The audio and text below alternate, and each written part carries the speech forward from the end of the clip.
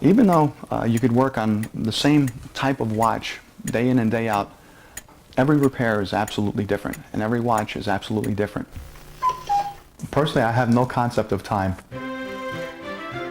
Hundreds and hundreds of timepieces scattered throughout his shop in Troy. John Anthony Soriento obsessed with rebuilding every one. The satisfaction when you take something that's completely dead, basically, and others have tried and said, no, it can't be done, can't be done. So a little bit of a challenge sets in. Wall clocks, mantle clocks, wristwatches, and pocket watches, all ages, shapes, and sizes. This was actually a car clock, going back to maybe around 1910 to 1920. Something like this here actually winds with the crank. While still in high school, John Anthony's guidance counselor picked him to apprentice with a local jeweler. He fell in love with the precise, detailed work and started his own business, proud there's not a timepiece he can't make tick. I tell people all the time, it doesn't matter if it's a Rolex or a Timex. If it's important to you, I can do the job. Just about every timepiece John Anthony rebuilds comes with a story.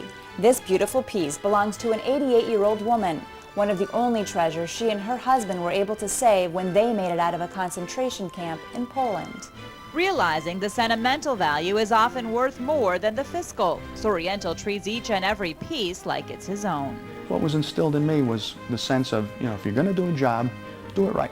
Rebuilding each timepiece from the inside out, Soriento diagnoses the problem first, then gets inside of it. There are repairs you can do from the outside, but they're not long-lasting repairs. Tiny tools and a giant dose of patience. The most enjoyable part is putting it back together, finally doing the final adjustments on the balance wheel, and then checking the timekeeping first with a stopwatch, and then going on to my electronic machines and really fine-tuning them.